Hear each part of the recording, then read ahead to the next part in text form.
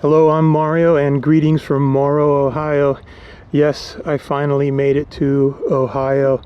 And the reason for this video here is so that I can bring everybody up to speed on the journey over here to Ohio. My next video, I'll go ahead and go into, why I came to Morrow, Ohio, and also talk about the different modifications that I intend to do to my truck. So in my last video I was over in Bakersfield, California, and my short-term goal at that point was I just needed to get east of Flagstaff, Arizona. And so yes, I accomplished that, no problem. And so I have my laptop here because I need to have my cheat sheet. I don't want to miss any points.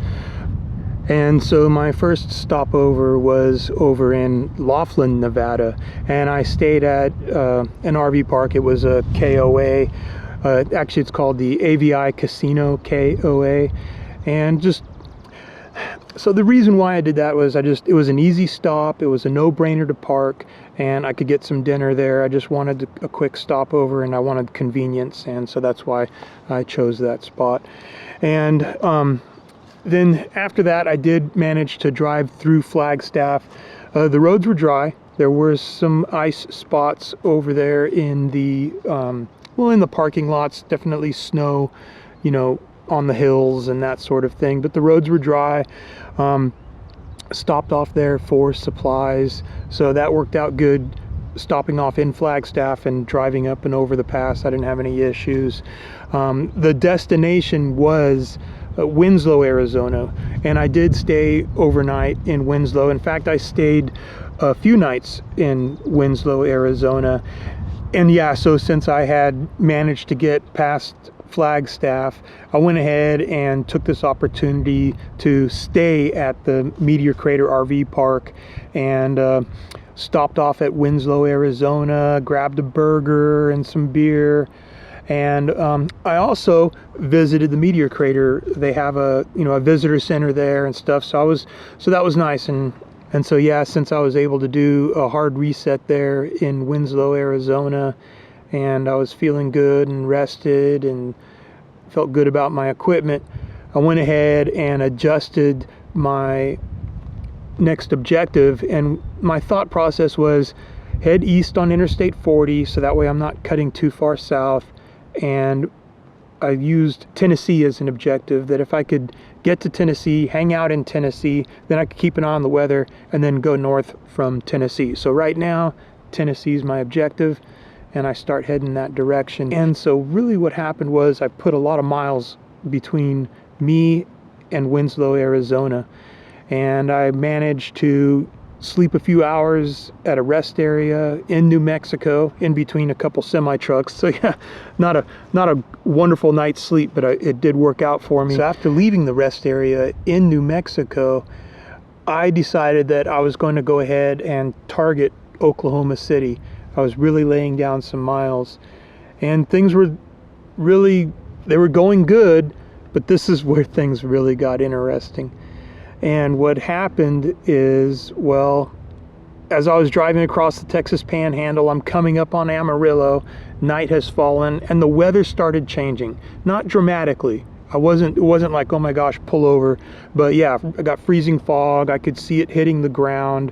The roads were definitely cold. They were definitely frozen. And definitely large sections of the interstate they had that mirror look to it, that glassy, frozen black ice look to it, like it's new asphalt, but really it's just frozen. And yeah, so I just kept an eye on things. It wasn't terrible. I stopped in Amarillo, got fuel, got back on the road, started heading east. And really this is where I'm still like, I can still do Oklahoma City. So at this point I have Amarillo, Texas behind me. The sun's starting to come up, and I get to Groom, Texas on February 7th at 8 a.m. And this was a real crossroads, because at this point I look at the weather and it's not getting any better. The forecast is that it's getting colder. And so I didn't really think that it was a big deal. And it really wasn't. It wasn't a huge issue, but I definitely needed to make a decision. Like I said, this was a definite crossroads, and I really debated what the proper course was going to be, but I chose to head south. And I was thinking in my head, I get to Dallas area and I should be good. And then that way, instead of going across Interstate 40, I'll travel out east on Interstate 20. So my new target now is Fort Worth, Dallas area. And so I'm 70 miles from the Oklahoma state line there in Groom, Texas. And then I just make a right turn and start heading south and heading towards Fort Worth. So I use the Texas highways to do that. And as I mentioned, this is where things start getting interesting. So at this point, with Fort Worth in my sights, I'm heading south, and yeah, I'm on the Texas state highways, and it's cold. It's in the 20s. Everything's frozen. Ice is collecting on the sides of the trailer, and there was a little bit of precipitation. It wasn't bad, but yeah, anything falling from the sky was basically sleet, right? And it wasn't a lot of precipitation, but yeah, things were cold, and I'm heading south. Trailer froze up a little bit as far as like the plumbing and whatnot. So I get an hour away from Fort Worth, and I hit some bumps, and the next thing I know, I have no trailer lights, and I have no trailer brakes, and my dashboard lit up like a Christmas tree, and my dashboard's telling me that my traction control doesn't work. So I pull over, I assess the situation, I make a determination that I can make it to a truck stop nearby, and I do that.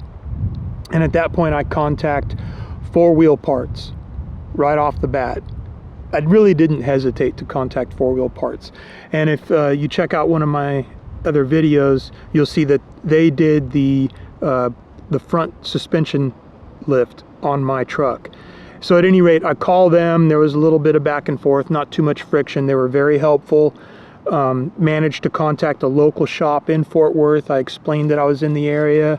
I explained my situation to them, and they were actually very receptive, and I'm very grateful for that. And so, long story short, I have to drive into Fort Worth and to a nearby RV park without any trailer lights during rush hour. That was pretty interesting, but I made it in there. There was no more events. I was able to park. I brought my truck over to 4-wheel parts in the Fort Worth area, and yeah, so basically they fixed it, and they told me that it was fixed under warranty and so on and so forth. Now, I'm not a huge warranty fan, like getting repairs done under warranty. So my approach to them was like, look, if you guys can help me fix this, I'll be very happy, and I appreciate any of your help. And then I just explained the backstory that I had, what the work was done and why I was there. And so yeah, I signed the waiver, the release to do the work, and I'm just like, however you guys can help me, I appreciate it. But yeah, so they found something. They didn't tell me what it was, and they just explained, like, don't worry about it, it's fixed, it's under warranty. Even though I inquired, they were just like, I don't know what it was exactly, but they wouldn't say. And they just gave me their assurance that it wasn't going to happen again, which was a big concern of mine. So that was my experience at 4-wheel parts, but I didn't leave Fort Worth right away because of the weather. So I still have the weather to deal with. And so I was kind of surprised to see that the Dallas-Fort Worth forecast was freezing temperatures. And so I'm in Aledo, Texas at the Cowtown RV Park. And so I take advantage of that by hunkering down there for a few nights. And so I managed, I don't know, maybe 2 days of like in the low 20s temperatures type stuff. And, you know, again, freezing pipes and whatnot, but it wasn't that big a deal. I made it through those couple nights, and then it thawed out. I was in the high 30s were the lows, and making it through that initial freeze, I was thinking, yeah, okay, I'm out of this, but I wasn't. There were 2 more fronts coming, and I saw the opportunity to head south, and I did. And I really, I couldn't figure out where to go. Do I go to Galveston? I mean, that makes sense, right? But I'm looking at all of the weather forecasts for everything along the Gulf, everything in the area, and the forecasts is I'm going to be freezing wherever I'm at. So I make a decision not to be in the Dallas-Fort Worth area. I didn't want to freeze there, and I chose to go freeze over in San Antonio, Texas. What I do is I head to the Texas hills, Medina Lake. And then so on February 12th, 2021, I start heading south, and there's a couple icy, snowy, there was some icy and snowy covered roads to get there. So it wasn't like a walk in the park, but it wasn't over the top crazy either. But at any rate, I could definitely feel the squeeze. But yeah, I make it over there, Medina Lake. There's 1,000 trails there, and then so I hunker down there. But yeah, those are the two fronts that were no joke. That's when you really started hitting the news that Texas was frozen and the power plants were having issues and everything. I was over there, and it was no joke. It was in the teens. It snowed on me twice. I was definitely frozen, and there were definitely people. I want to say that I am just extremely grateful that I chose that spot, because first off, the elevation's 1,000 feet. So common sense would say, well, why are you at 1,000 feet when this cold snap is coming? And the reason is I didn't want to be at sea level or against the coast and experience very similar temperatures, or even when the wind chill was factored in, temperatures that were just as equal as what I was experiencing over there at Medina Lake. And so I was super fortunate. I mean, we lost water for a little while, but I had water in my holding tank. I was able to keep things thawed out.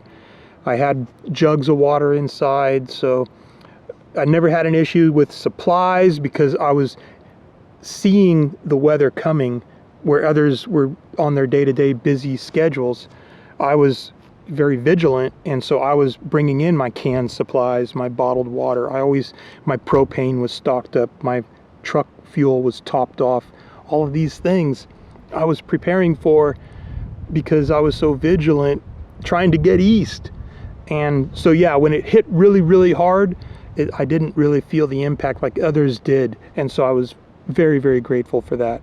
I really did not, I can't put it into words how appreciative I was on how comfortable I felt throughout that period. After those 2 weeks went by, and now let's see, it's the beginning of March, I decided I need an escape plan. I need a new goal.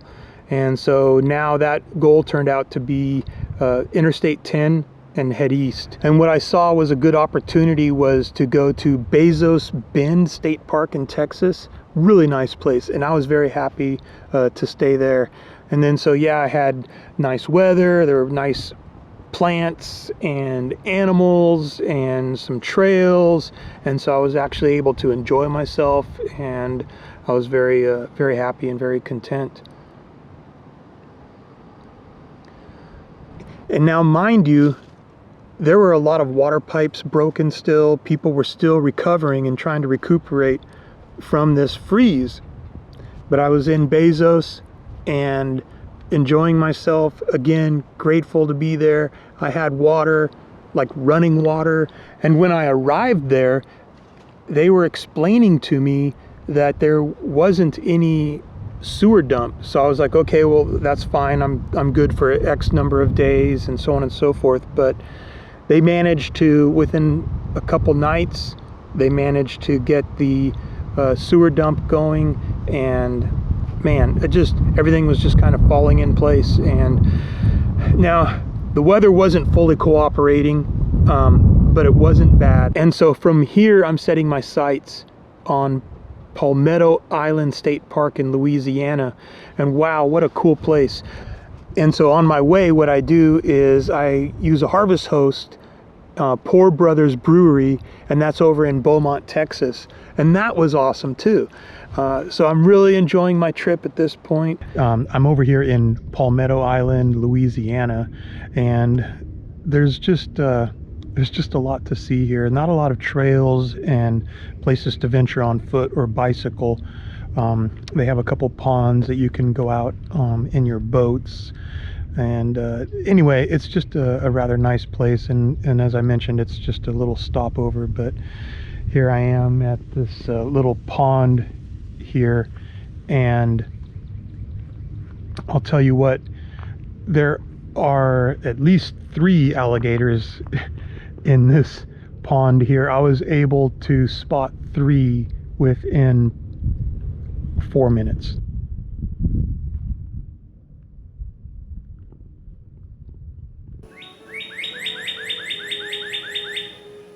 There's a little town nearby. I forgot the name of it. I'll put the name of it up there.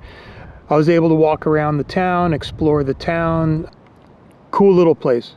Really enjoyed it. But at this point, I need to keep heading east, and Laurel, Mississippi is the next destination. And nearby, there's a state park, Clarko State Park there in Mississippi. And on the way there, I do another harvest host, and this harvest host was really close by to the state park, but I didn't want to arrive at the park when it was dark and that sort of thing. So just from logistics point of view, I went ahead and used the harvest hosts to do an overnight stay there in Laurel, and specifically the Veterans Memorial Museum, and I really enjoyed that. And I spent time in the morning when they opened up at 10 a.m. They had been totally closed because of COVID, and I hit it just in time. And yeah, so I really enjoyed that. That was awesome to check out that Veterans Memorial Museum, literally a museum. Loved it.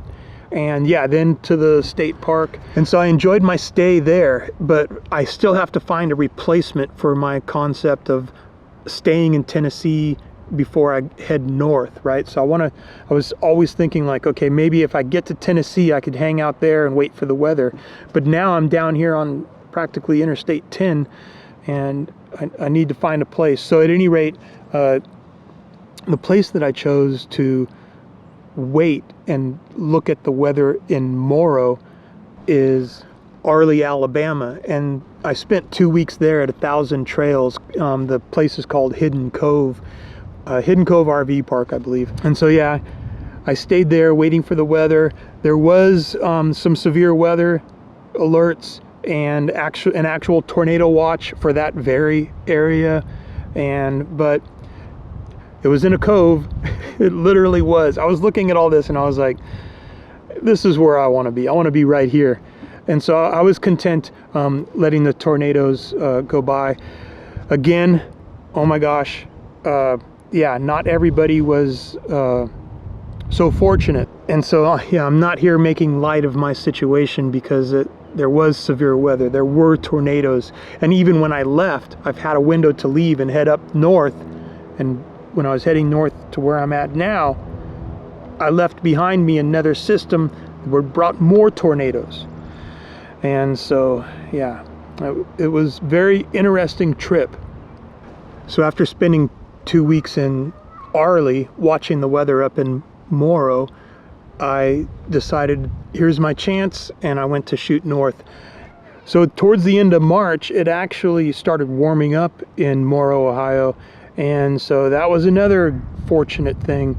And yeah, I targeted Olive Branch RV Park.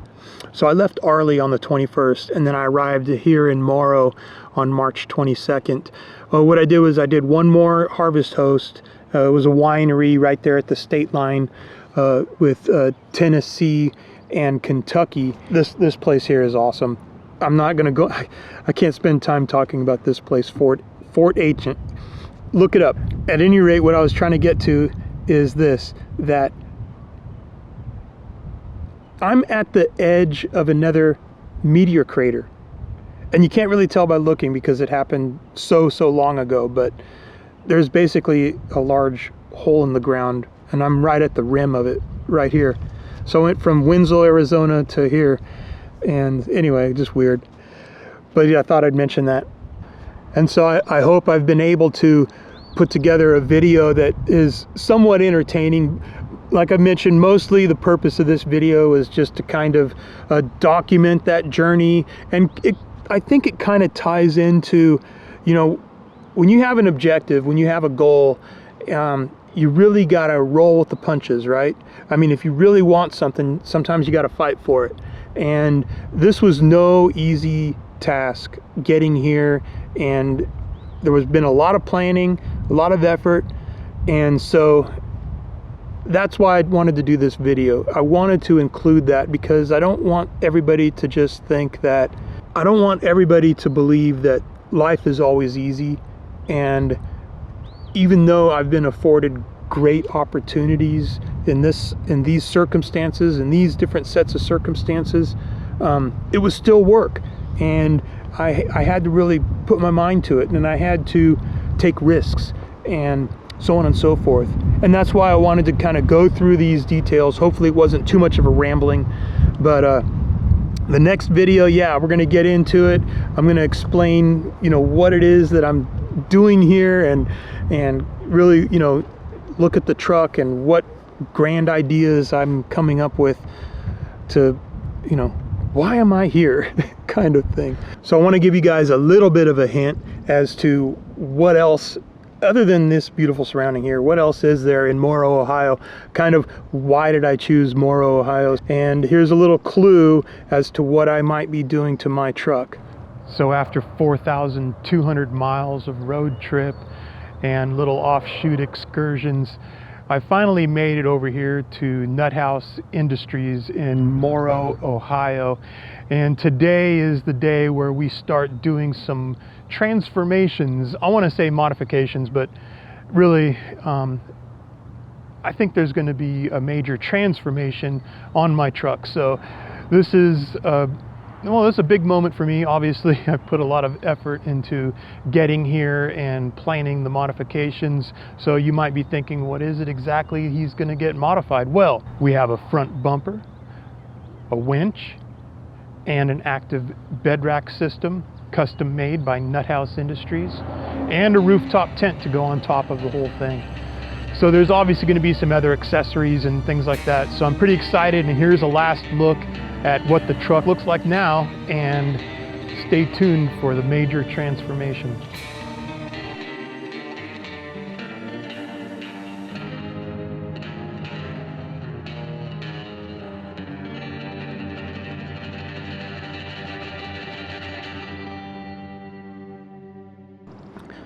All right, well, I really appreciate you guys checking out this video and coming along with me on my adventure. I really didn't want it to be so much an adventure. I want it to be more of like an exploration, or I don't know, something else, not so adventurous. But at any rate, thanks again for watching, and tune into that next video. I'm really excited about what's coming down the pike.